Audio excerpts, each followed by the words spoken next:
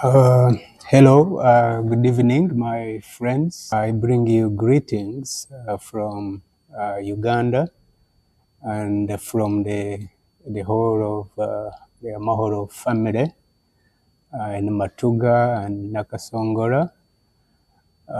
We love you. We're very glad that you are gathered this evening to share some of the stories about our ministry with the young people here that majority of you have been a part of for such a long time.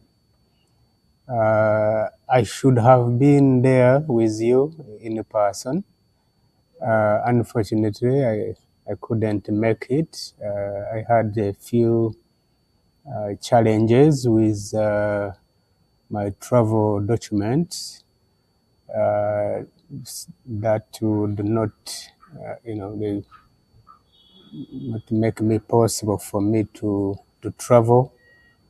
So I'm a little sad and disappointed, missing hanging out with all of you. I had been very, very excited to be with you. I know that God will make it possible for another time, possibly sooner than later. I have already started working on another travel document, so that will enable me to travel hopefully before this year ends. One of the questions that has been really asked to me, and this is probably not the first time, it's been how do you manage to run? What does it look like to run a school of nearly 2,000 students? And my answer is literally, it's like running in front of a train.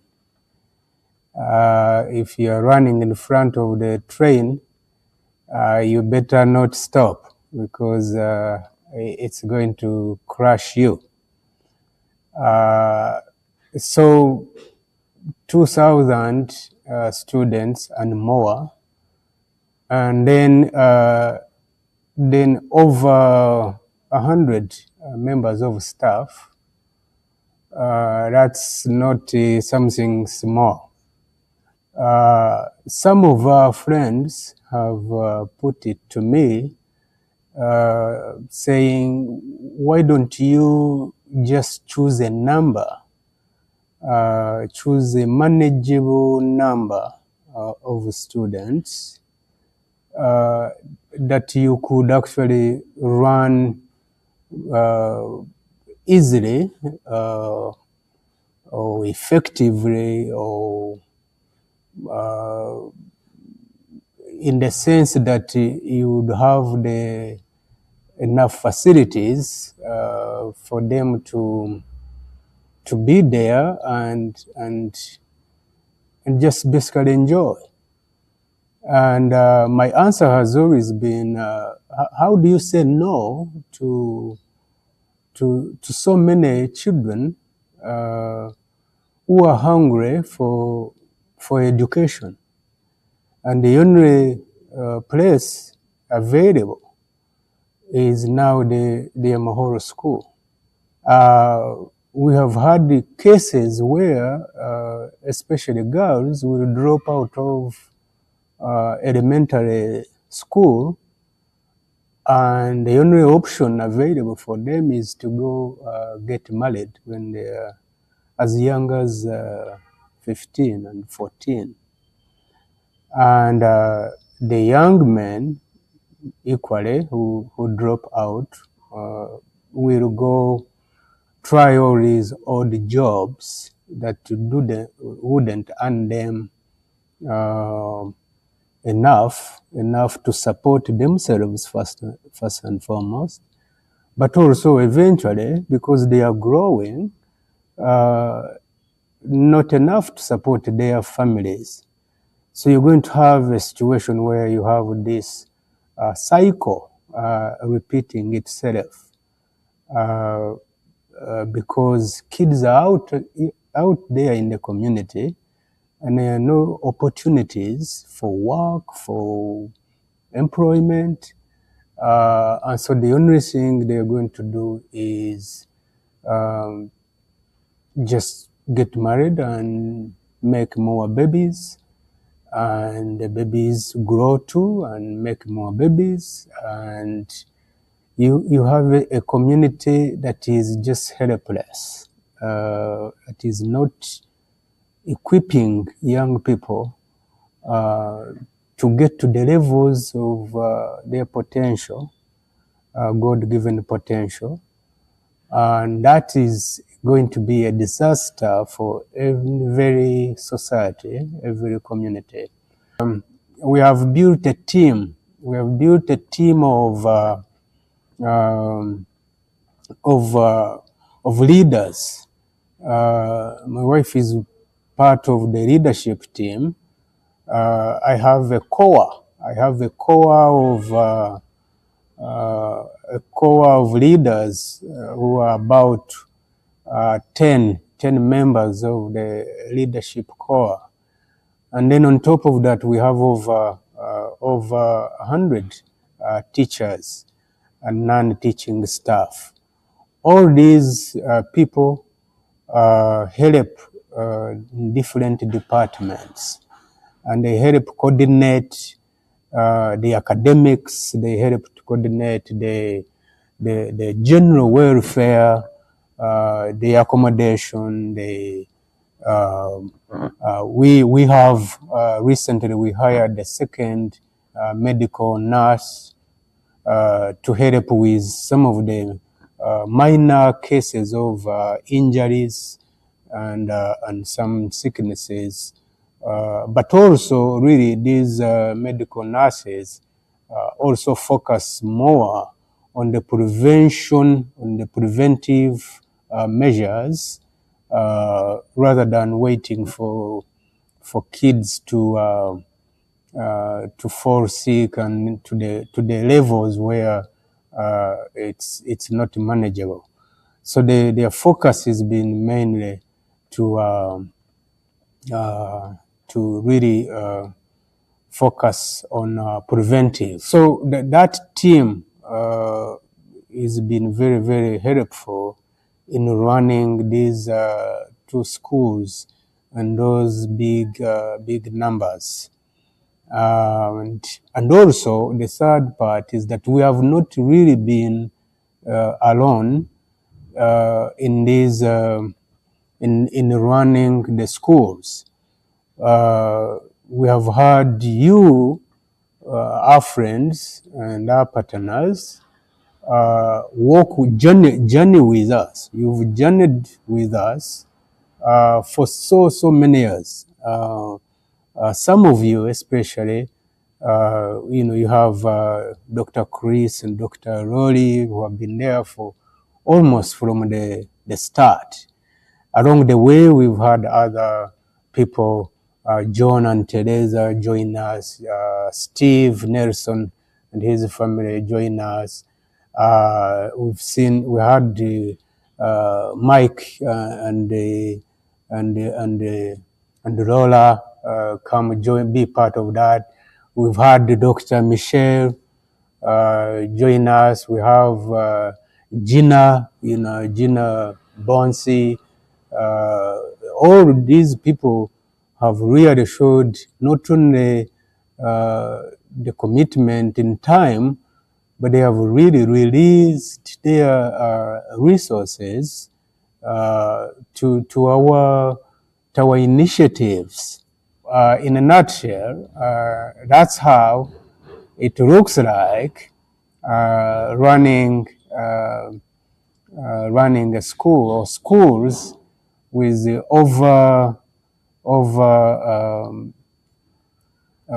2,000 students, and we're managing our school.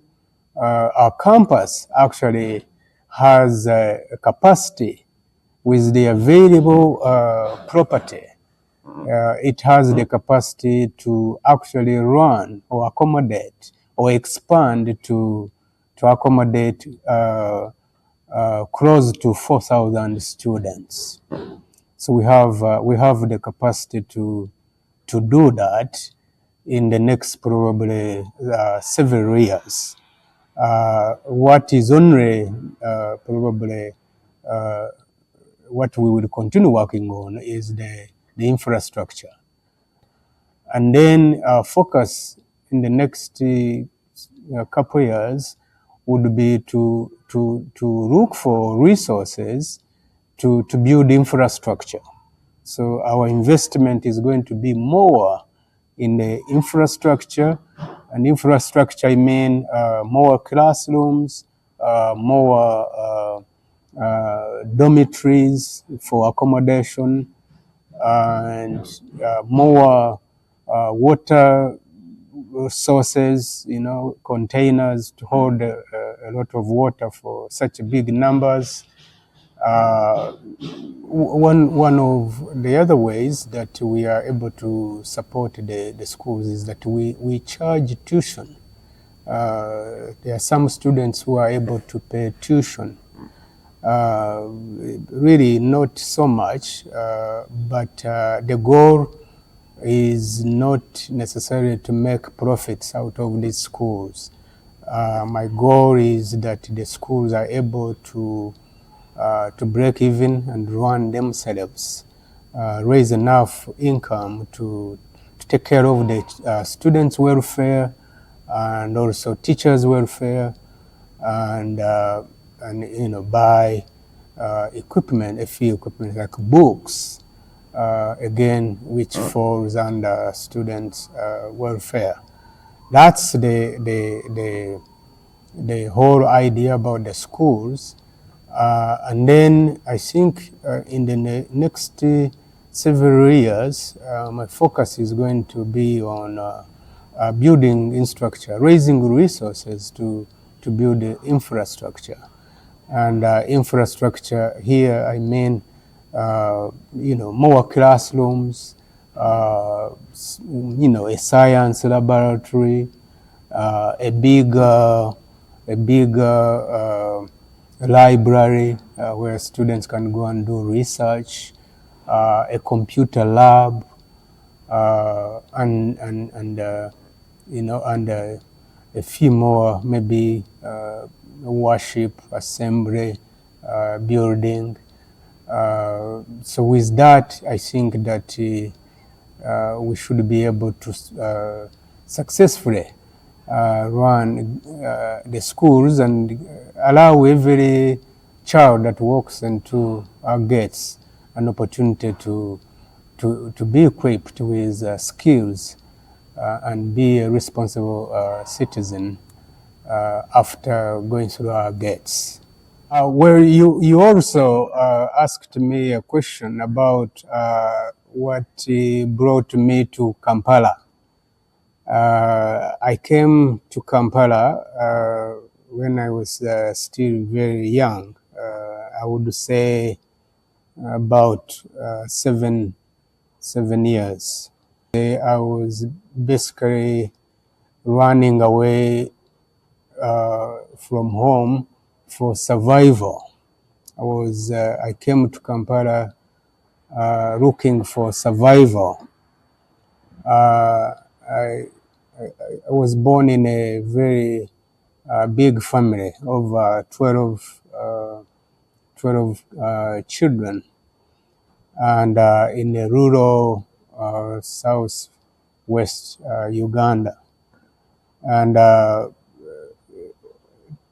to find yourself in a family of 12 children was not something easy. Often there wasn't really enough to to take care of us, all of us, and especially the basic needs that the child would need. Would often go hungry and without food, with sickness. Uh, some of my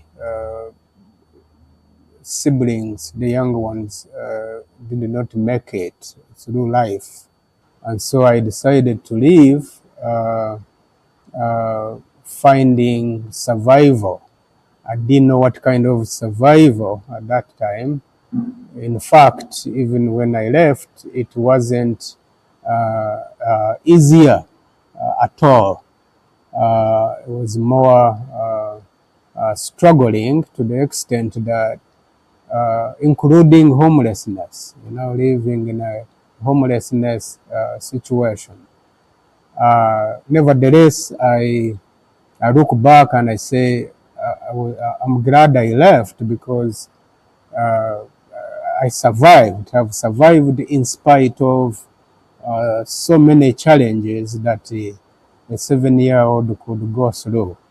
And since then, in spite of all the hardships and challenges, I have been able to survive, and actually look back and felt like God was part of this mission for me to live at that very tender age. He also asked a question about, on occasions you've been raising resources to buy me a car that I would, which is an essential resource, considering the kind of work I do to coordinate these projects. So you've on occasions raised funds for me to be able to buy a car, only for you to return on another visit, and I show you a building, I show you a kitchen, and I said the car I should have bought. Instead, I used the resource, I used the money to buy to build the kitchen. On another time, the second you buy, you send you give money, and I use the funds to build a dormitory for girls. And I think the last I think the last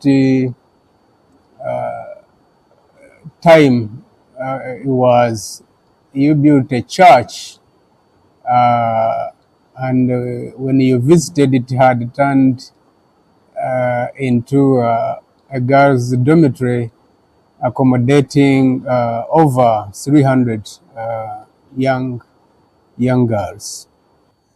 And so I I cannot imagine me seated in a comfortable vehicle, and the children do not have a space where their meals can be prepared from. You did ask me also about, why do I have so much love for the vulnerable children and the women, vulnerable women, especially teenage mothers. And I think I can, say that my background, uh, what I went through as a child, uh, I would never wish another child to go through. And so I try as much as I can that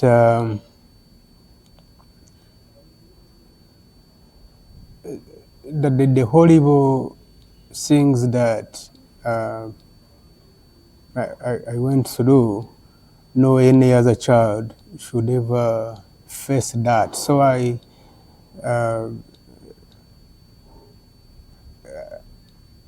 put it into myself that whenever I can and whenever I'm able, I will do as much as I can to make the lives of these vulnerable children and women less painful. And so my childhood struggles formed what became of me. In the process of helping the children, I lost, along the way, I lost two very little children. I got in an encounter with a girl, I think Dr. Chris and Dr. Rory have met her once, met her before. She was a sickle cell carrier and had been abandoned because of that condition. So I rescued her and took her in and I tried to care for her. And along the way, the medical bills, we needed to have her bone marrows changed, and this is an expensive operation, and I could not, I could not afford to have her bone marrows changed. So I witnessed the horror of her going through the pain. The other second incident of a young girl, more or less the same, her name is Millie. For her, I had been on the streets as we do street outreach to rescue young kids. And for her, she begged me to take her with me, and I, for some reason, I always did, but in her case, I said I'll come back tomorrow, because at that time I was married, so I needed to check with my wife about whether it was okay to bring in a child. So I promised that I would come for her tomorrow. So when I went back to the following day, she had passed on. So seeing her helpless body in a city mortuary, I don't think I have ever recovered from that. Yeah. So then the other question you posed to me was, what next for Caleb? I right now, our goal, my desire is to do these schools very well. We have enough land. What we are going to continue doing is we're going to continue working on infrastructure. We're going to continue working on classrooms. We're going to work on science laboratories. We're going to work on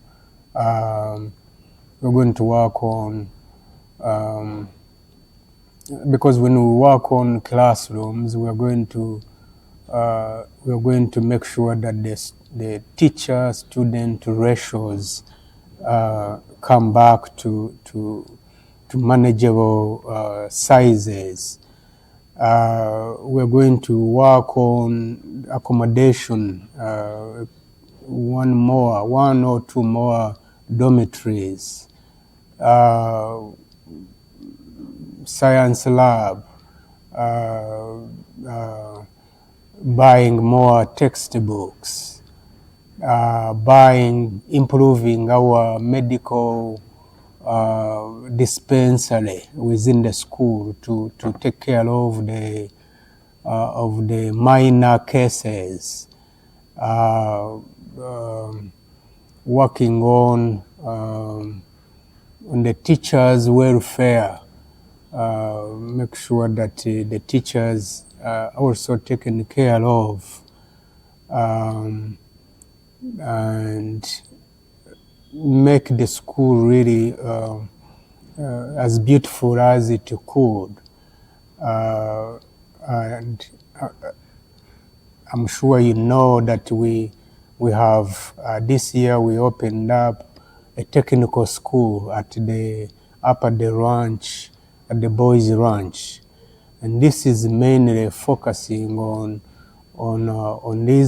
the students, the young people, and the adults actually, these who for one reason or another cannot fit in the formal school system for one reason or another. So the technical school up at the ranch is a hands-on, some kind of an apprentice where kids learn these life skills, and then those should be able to equip them with these skills that would enable them go create jobs for themselves, and in the future they are able to support themselves and support their families.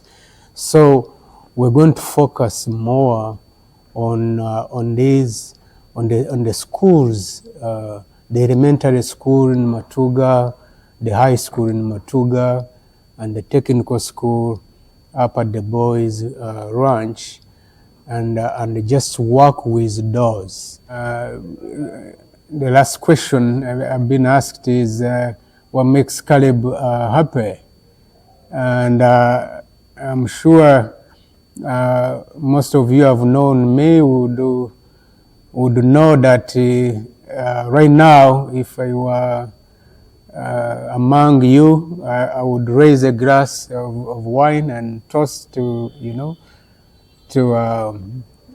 our friendship, to our partnership, and cheers. So a glass of wine brings a smile to my face. But I will also tell you that watching my four boys, my four biological boys growing,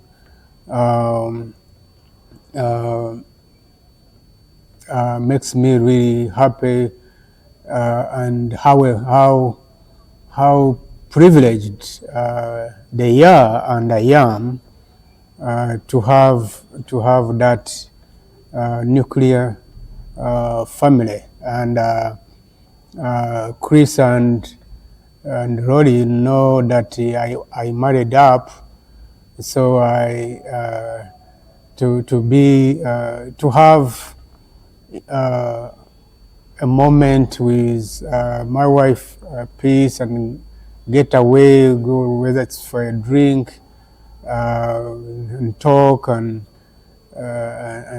dream together, but also knowing that if I did collapse,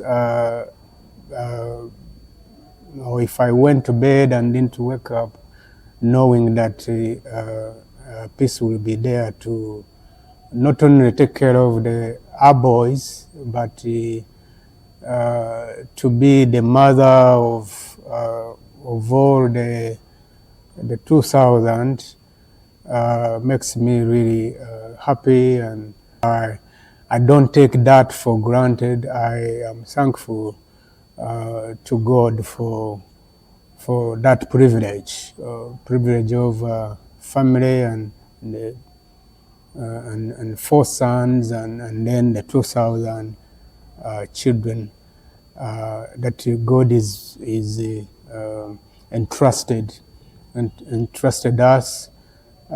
We look forward to continuing improving their lives. I look forward to repeating to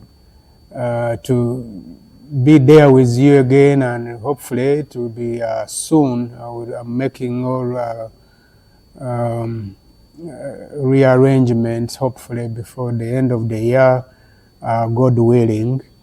I would love to see each one of you and hug you and just laugh, have an evening of laughter and sharing more and more stories and continuing in the fellowship and in the dreaming together about the Amahoro mission in Uganda. And I want to end with another little story where most of you know Albert Einstein. He was a renowned theoretical physicist. He would be called to give talks about his discoveries, and he had a chauffeur. He had a driver. So a driver would take him to these places to speak about physics, about theoretical physics. And one time, I think he had an issue with his tummy. So he had an appointment, but then I think he had tummy issues, and he was worried about, and he wanted to cancel. The talk, the engagement, and his driver said, no, don't cut that appointment. I will no, actually the way it started, it was, they asked Albert Einstein and say, who is the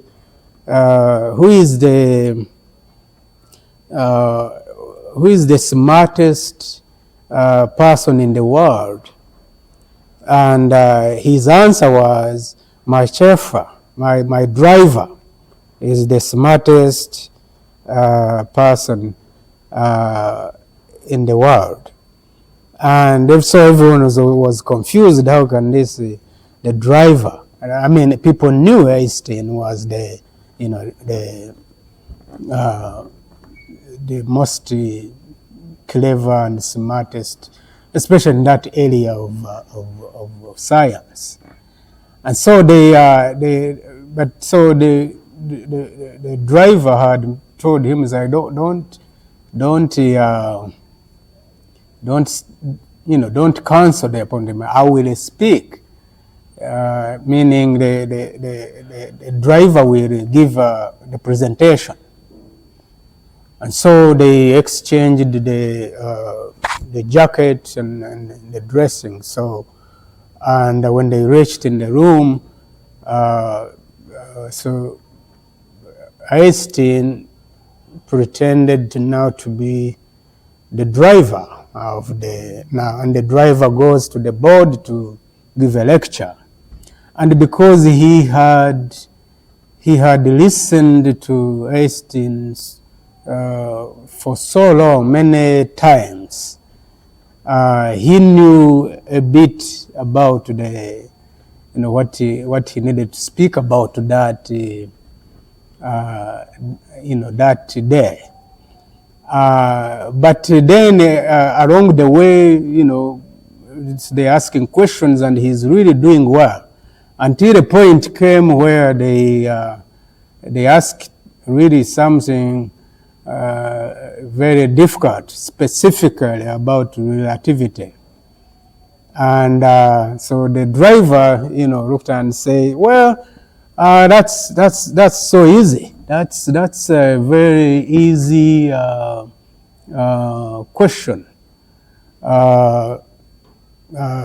Even my driver can actually answer that. I don't have to answer them. Even my driver can answer that. Now, of course, now he's pointing to the real Albert Einstein, who has been seated, posing as a driver. And so he says, oh, well, let's invite my driver to come and answer this. Now now Einstein comes now to do what he knows best about relativity. So he goes in there and he answers, and people in the room is like, oh my goodness, if the driver can answer even this difficult question, this is amazing. So at this moment, the question would have been, so okay, we have heard from you, Caleb, call me Einstein in this case, and so what do we do if we feel moved, we want to be part of? How do we be part of? We're already part of the Amahoro story in Uganda, but how do we? If there's anyone over in there asking, so how do I give? How do I? Where do I? Write a check if I want to write a check, or I would say like, oh, that's so simple. Even my driver, Dr. Chris, can be able to answer that question. So, ladies and gentlemen, Dr. Chris, what should people do? Those who want to be a part of the Amahoro story and give, and what's the details of how people really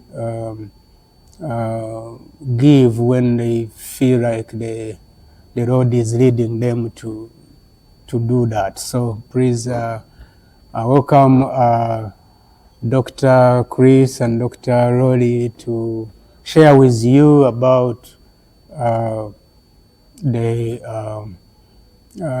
concluding remarks about some of these questions that I've been able to share with you, and some of the answers.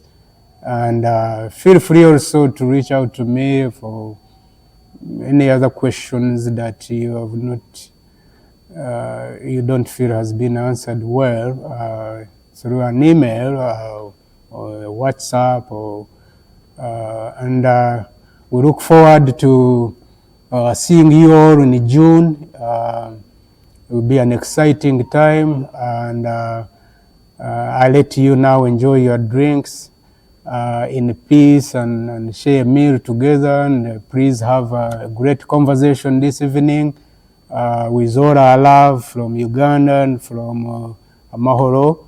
And we say peace.